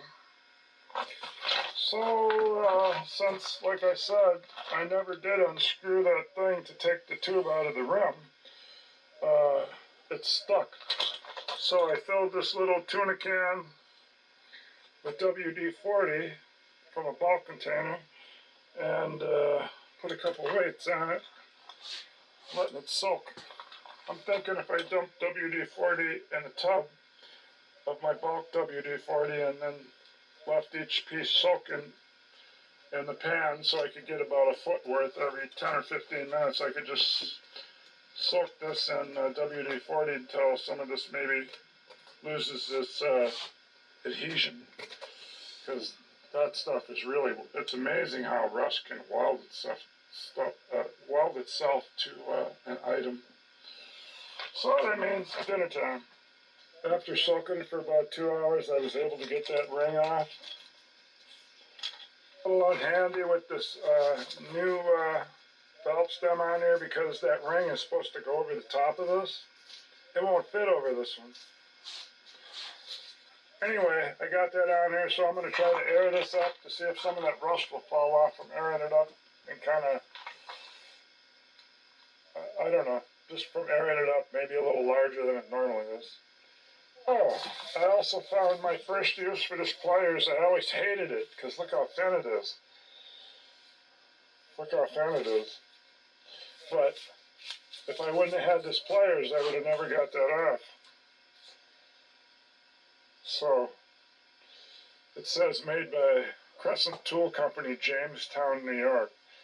Crescent Tool Company, Jamestown, New York. Anyway, if I wouldn't have had that, because when I was getting that ring off, I had to actually hold this black pipe and then try to turn the ring with the other regular pliers. These would not fit between the ring because the ring takes up part of it. Yeah, I guess I had some silicone stuck to this glove, huh? Usually they don't even last that long. Okay, so now I can pump it up. That's right, I forgot to tell you. Soaking this in that can for a couple hours might have helped, but I still couldn't get it. And maybe that's before I found to hold this with that pliers, but I don't think I could still get it, so I took it to that railroad track and I put it just right on there, and I give it a whack with a small ball peen hammer, not enough to make it go out around, but I did it equal, one every quarter turn, so if it did make it go out around, it would be equal, and that's when I got it after that. Then I just had to, once I got it, it went about one turn, then I had to put it back on one turn and put some oil on here, and I tried wire brushing the threads, and then finally I got these cleaned up enough to get it off. Pumping it up, man. Starting to get big. I probably should get over it. I'm going around checking it for leaks. I've already found one there. It was a very slight leak, but it's a leak. And this one's more. I think when I held this with the pliers and I had to pull so hard, we must have got the metal turning inside the rubber or something. See it come out there?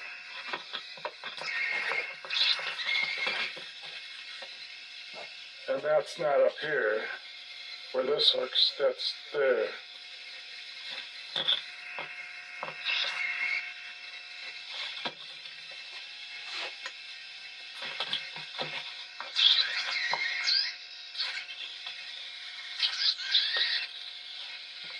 Yeah, so I need a new valve stem and a patch over there. So far, looks like this valve stem was coming loose a little anyway, so I guess they can put valve stems on because somebody put this one on here.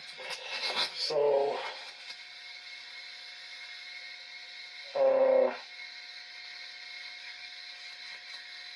I'll order a couple, or at least one new tube from Amazon. I got the other side of the tractor to do yet, but I don't know that I'm ready to do that this fall.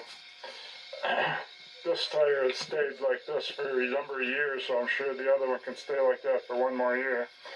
And the pump I wrecked, I tried to get the gasket that seals it back up for pumping, and you can't get a hold of the company, so Amazon's going to give me my money back, or send me a new pump, so I had them send me a new pump, so I got one for the other side. But you can't get, and they said if that breaks again, then they'll just give me my money back, and I don't know why they're buying from a supplier that you can't get parts for 2 days after you buy it. So anyway, I'm going to get an inner tube ordered on Amazon and see if the tire guy in town tomorrow can put a new valve stem on here and patch any spots I find. Oh, here it is for the night. I'm shutting the door down. I'm pretty sure they'll say they won't put a valve stem on the tube. You know, it's a throwaway world, so we'll see though. I'm going to order one from Amazon tonight anyway, if not two. Well, I've waited and waited. It's already, they came yesterday on Thursday. It's Friday, and the tire patches were lagging about a day behind. So I guess I'll just put the new tube in. That came also yesterday. In that bag, I haven't opened it yet. There's those things to fix the valve stem. Then I can have a brand new, whatever you call it, Schrader valve. For some reason, if I think for a second, I can think of it. And the glue for the tire patches, but the tire patches aren't here yet, so I want to put this thing together. So, and plus, I haven't got all the rust. Broke off the inner tube. I don't really want it touching my wheel. So, I'll fix it in another video, I guess. So let's put the new tube in. The tube here, this is the tube. It came with a plastic one.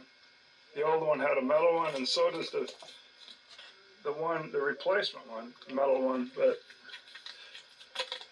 they go with plastic, so, oh well. Well, the next time you see it, I'm going to open it up and put this in through the hole and put the plastic thing on, and then fit the thing around there, and I'll turn it on when I'm filling it, or putting the bead on from the outside. I wish. Because of course, I only got one side. I got to put the tube in there. I wish I'll do that. I wish the tube would go. I got all that room on the bottom, so I'm going to turn the tractor part to the bottom. I don't really want the valve stem near where I put that patch, so I'm going to turn the tire back. I'll put it in gear. It's in low.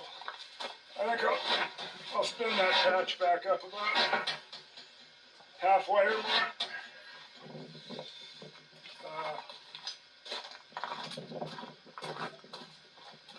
Then I had this rock holding it out. And don't just stay there, you gotta put a rock there. It's hard to get at the thing. I'll just pause it. Here we go, the rock holds it out, so now I can grab the tube.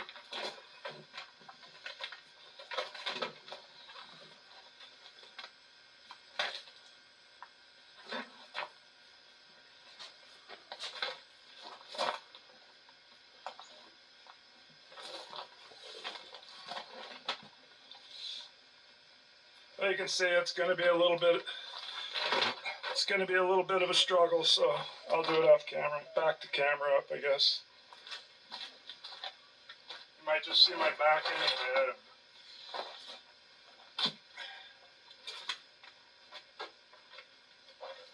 Make sure I didn't get any sharp stuff on here. Okay.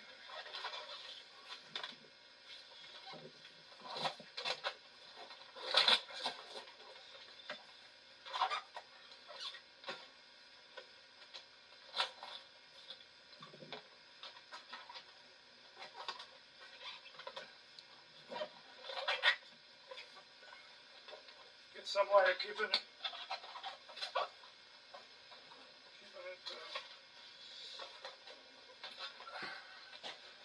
out of my face. I guess I could put it over my head.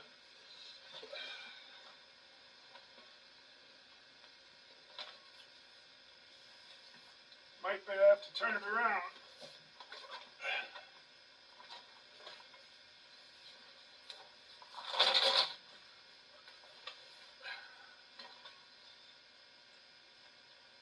Yeah, now I got it positioned right. The orientation of it was wrong, that's why I had to turn it around. Just has to make sense where the valve goes in through the hole. Can't twist it all around.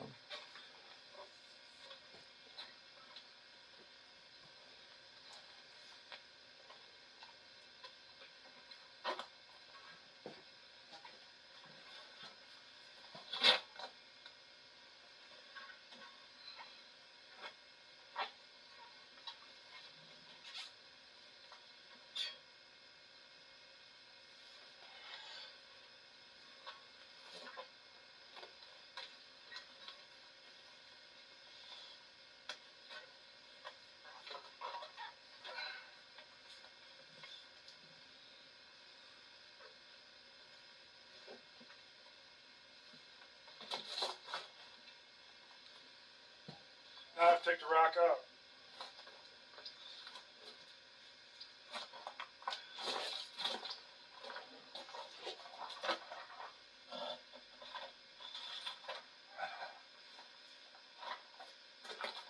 This is what I was using back there.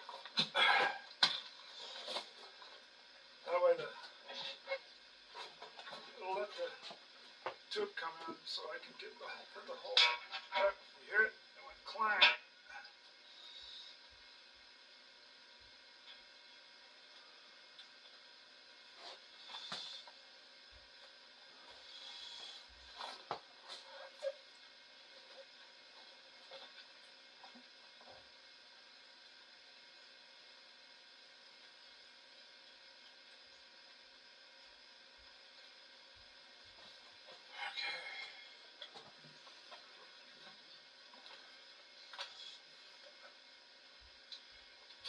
I thought this was going to be the easy part. I wasn't even going to film the it. rock back now again. But it, Re-put the rock back. I had the axle oiled, so now I'm getting grease on the innertube, so I covered it up.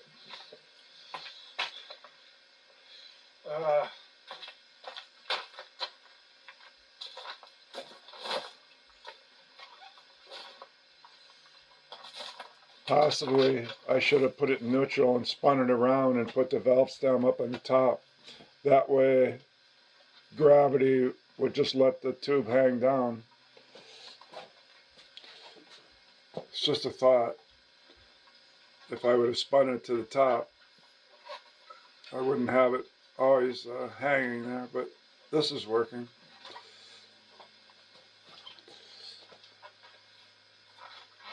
And pretty soon I realized my mistake. I bought a tube that says 36 or 38. Pretty much means it's a 36, you got to stretch to 38. And I looked on Amazon, there was also a tube for 70 bucks. I didn't have to pay 100. There was also one for 70 bucks that was just a for 11.2 or 12.4 tires, so I wouldn't have had to buy one that says 36 or 38. But oh well, I learned my lesson. It's going to make this kind of a struggle. Yeah, did they send me a 38? Where's the size of this thing? Well, it's either too small or I got a lot more struggling to do with it.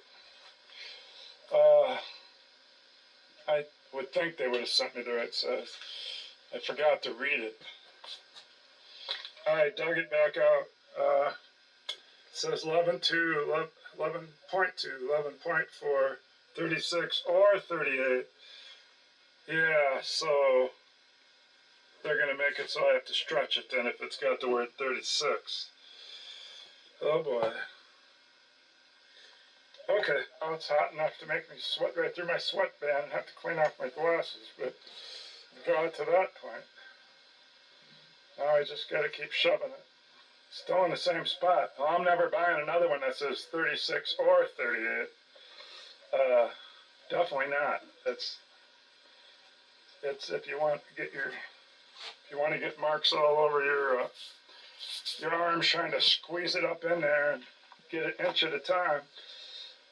I'm going to have to get it in the, just like a tire, it won't stretch. I'm going to have to get it in the drop dish part of the rim and make sure I'm in there. Doesn't seem like I'm ever going to get it. I could see if you could get it over the edge, that maybe it would work for a 36 or a 38. But getting it over the edge, my gosh. I'm not getting anywhere. I'm going to put my gloves on this time. I thought this was just going to be like an open and shut case, open the new tube, throw it on. I wasn't even going to film it. I thought it was going to be so easy. But I bought one that said 36 or 38. Never done that before. It's buying stuff off the internet. I did get a little further. Now I'm stuck again. I have to stretch it, I guess. I don't see how I can.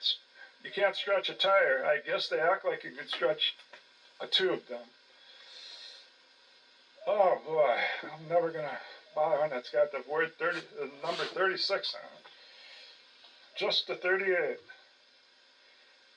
So back to trying to squeeze it along the edge there. Maybe I'll have to get some soap.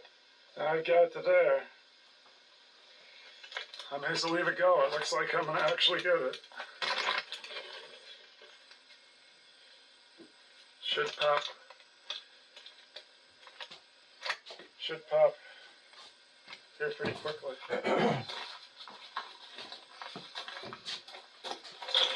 Man, being this tight on the rim, I didn't check my rim edge. I didn't know I was going to pull so tight on it.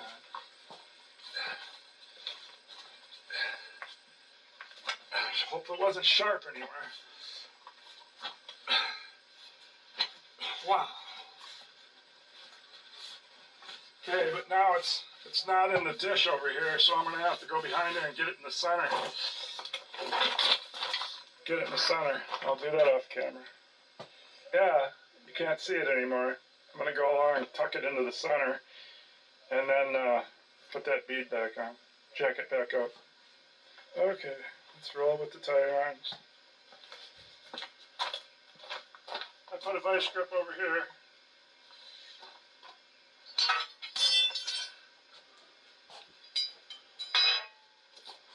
I'm not going to run this over 2 hours. This is the last 5 minutes. The boot worked. It didn't bulge. I didn't pinch the tube anywhere, and I put the chains back on and drove it in the shed. Everything worked fine. And so I'm letting you know because it's going to cut off in a few minutes.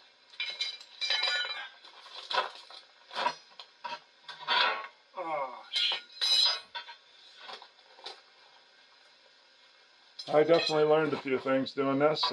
I think I will do the other side this in a couple weeks after I get paid.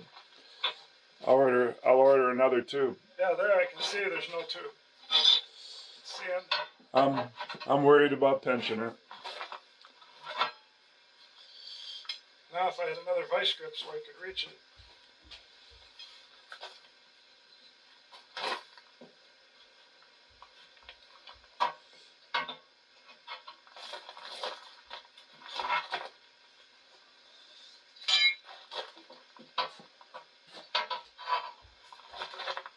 Yeah, a lot of times when you get this far, and you don't have another person to hold a wrench, it could fall back and it's back to where you started.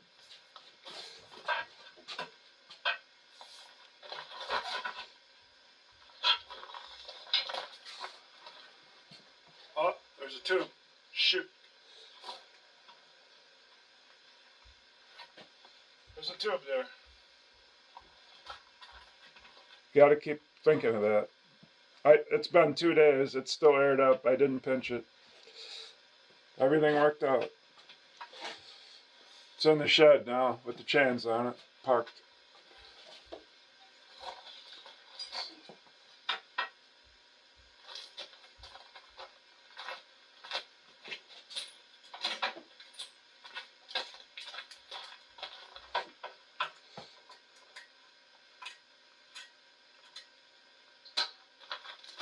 There. Now I can't go back to where I started. I gotta push that tube in. I'll pinch it if I haven't already. It started right here. I don't know where I took my last bite exactly. Okay. It's just that little bit that's hung up and not in the dish. So what I do is I start taking little bitty bites that wouldn't pinch the tube. I just do little bitty bites. Don't stick the wrench in past the rim edge very Well, far. I'll have to jack the tractor up again. Can't get it to drop in the dish. It's just not doing my hands any good. So I'm going to try to get just a little bit of a bite where I wouldn't hit the tube. Little bitty bite.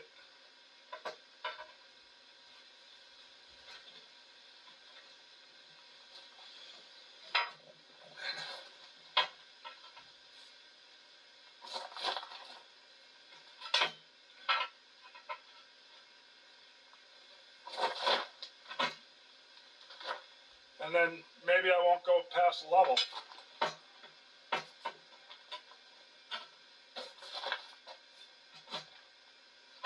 I guess that's what I'm calling level. Won't go way up. Won't go past straight out with the wrench.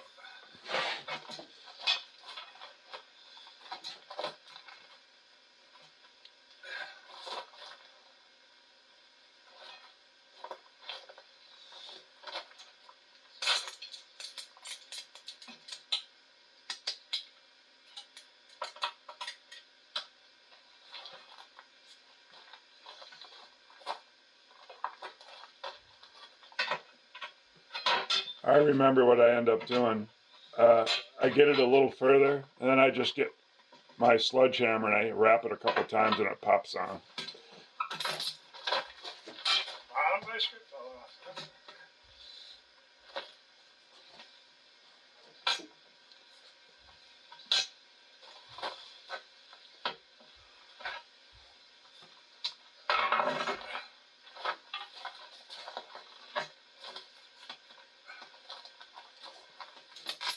Oh, then the shirt got in there? You're kidding me.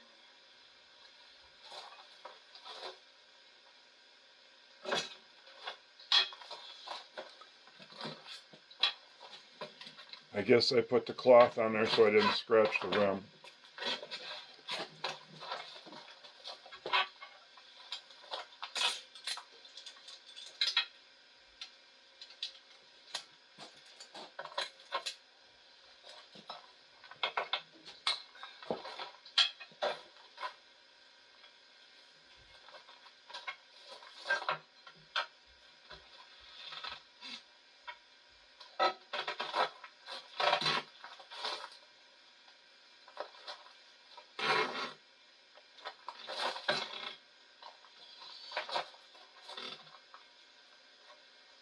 I can't feel the tube anymore, so.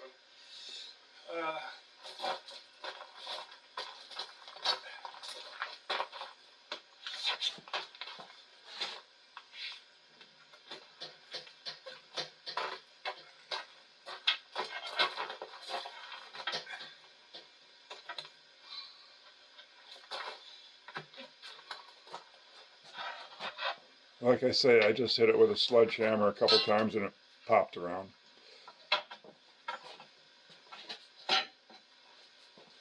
I hit the rubber, not the rim.